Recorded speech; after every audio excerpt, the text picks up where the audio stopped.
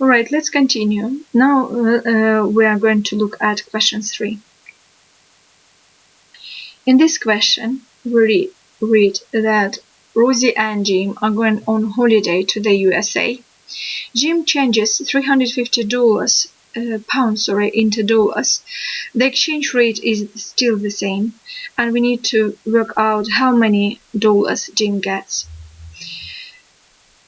So for every pound, Jim gets $1.34, but he's got 350 pounds. With 350 pounds, 350 times more than 1 pound, so we need to multiply 1.34 by 350. 350 times 1.34. Using our calculator, or using your calculator, we find out the answer. 350 times 1.34. Here is the answer, 469. I advise you always do it twice on your calculator, because sometimes people just simply press wrong buttons and get wrong answers. So it's quite easy to make this mistake, so always do it twice. I'm not doing only because I know that is correct answer.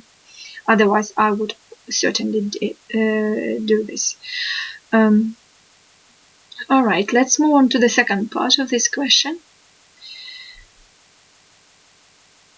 In the second part, they ask you about the difference between the cost of the jeans in two different countries. Let's read it properly. In the USA, Rosie says some jeans costing $67. In London, the same make of jeans costs £47.50.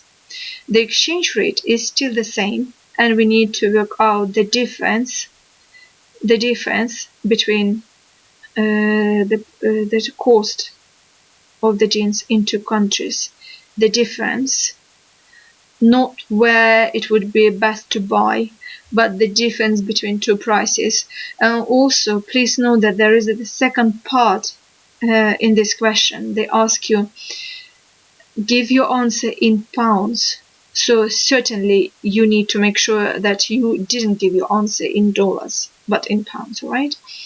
So to come to this answer, you can work in different ways. One is, for example, convert $67 into pounds and then find the difference between two prices, or convert 47.50 into dollars, find the difference, and then convert the difference into pounds. It doesn't matter, actually. You have to do two calculations anyway, so it doesn't matter which way you would act. So for me, I would prefer perhaps to solve it in two different ways. So those people who converted $67 into pounds first, they would see their calculations, they could compare, and those who did it differently, so you can see that you are acting correctly, and if you made mistake, where you made it. Alright, so let's do the first way. As I said, let's convert $67 into pounds. For every pound, we were getting $1.34. So $1 would be 1.35 times less.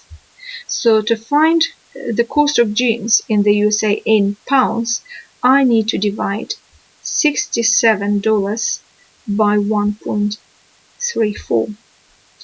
So when I do so, I need to divide 67 by 1.34, and I'm getting 50 pounds. 50 pounds. Let's say 50 pounds. That is the cost of jeans in the USA. Okay. And now to find the difference, we need to subtract. 50 is bigger than 47.50, so I'm subtracting 47.50 from 50, and the difference is £2.50. £2.50. Let's see. They ask us about the difference between the cost of the jeans in the USA and in London, and they ask us to find our answer in pounds. It is in pounds. Let's just go back to our solution to see that we didn't make any mistake. We converted $67 into pounds.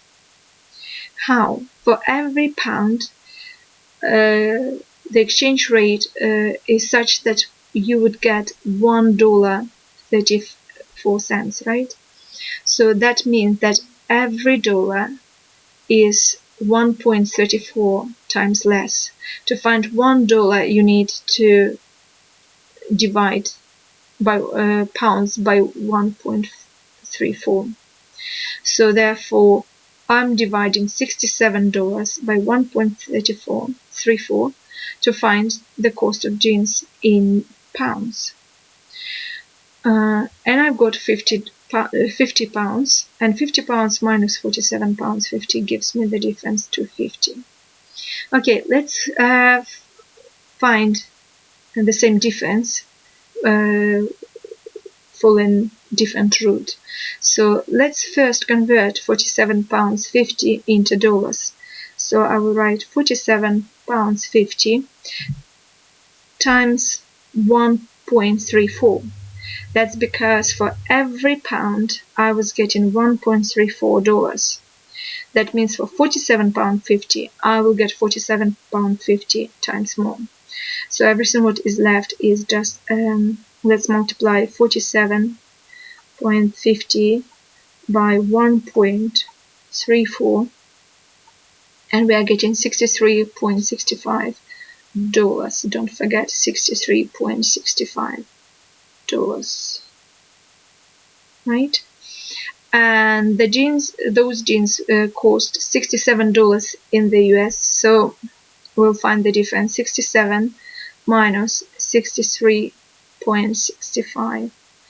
So the difference would be, if I will subtract 67 and minus 63.65, we'll get $3.35, the difference. And now we need to convert 3.35 into dollars, because they asked us to find the answer in pounds, so we need to divide by 1.34. So let's divide our answer by 1.34, and we are getting again 2.5, which is £2.50, right? £2.50. So in both ways we have found the same amount, £2.50. The question is done. Alright, so let's move on to the next question.